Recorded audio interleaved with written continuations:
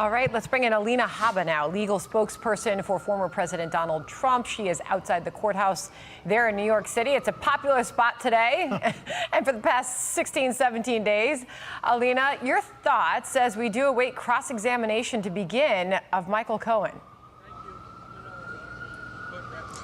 If it's anything like the cross-examination that I have done myself with this witness, we should be in good shape. Look, the end of day is we haven't heard one thing, not for 17 days, just like Lydia said. And the one thing we're not hearing about up there is very simple. What did President Trump do wrong? Because this is a books and records case about how President Trump, who was in the White House, allegedly committed a crime. How could that have happened? And I am yet to hear that. And I think there's a lot of noise, there's a lot of distraction, but I want to keep the American people on point. The indictment goes to a books and records crime, a book and record crime that was done at Trump Tower by an accountant that booked a legal fee as a legal fee. As President Trump said earlier, he didn't book it as construction, he didn't book it as electrical work. It was a legal fee to Michael Cohen. It's unbelievable what I'm seeing. There's a lot of distractions, a lot of the look at the shiny ball over there, but I assume they're going to rest soon, and I'm looking forward to us being able to put on our case in chief.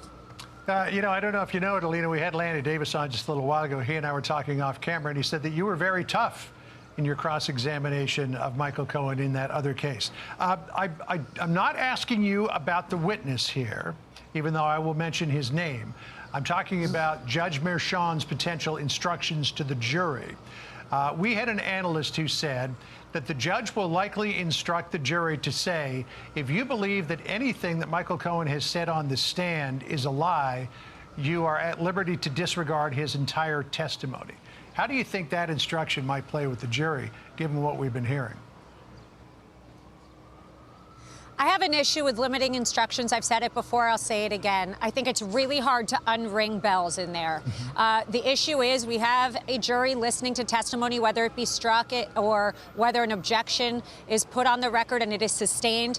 I still stand by the fact that some of it should just not come in. We have to be careful. Juries are definitely there listening intently, we hope, and we hope they still listen when we put on our case. But I will tell you that I'm not really sure a limiting instruction can correct some of the wrongs that I've seen.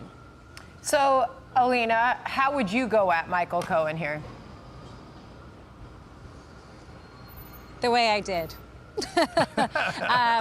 I can't speak about the witness. He's currently under oath, and we're about to start our cross-examination, but we're well prepared, and we'll proceed. All right, another issue in this case, of course, is the gag order that the president complains about every day. He took it to an appeals court and lost. So what now? You know, it keep going up. That's the issue. That gag order is completely unconstitutional. I think what makes it more egregious, frankly, is the fact that we have witnesses in this courtroom that have made a point of going out, being on TV, making money, doing those items, but we are not allowed to. President Trump, the leading candidate, is somehow not allowed to. He is the defendant. He is the one innocent until proven guilty. But they have silenced him and gagged him. It is so unconstitutional. Thank God we have levels of the justice system that we can go up. I'm sure we will dispute that. Alina, I know we're going to let you go. You and Laura, everybody mentioning they want to squeeze in a quick lunch before you head back into the courtroom. But just can you give us some sense, as close as you are with the former president, how he's doing? He's great. He's doing great. You know, I think the only thing that's really frustrating him at this moment is the fact that he can't speak more and the fact that he can't speak his truth, which is the truth. And as anybody in that kind of situation, that is frustrating in itself. The rest of it he's used to. They've been doing it since 2016 when he came down the golden escalator.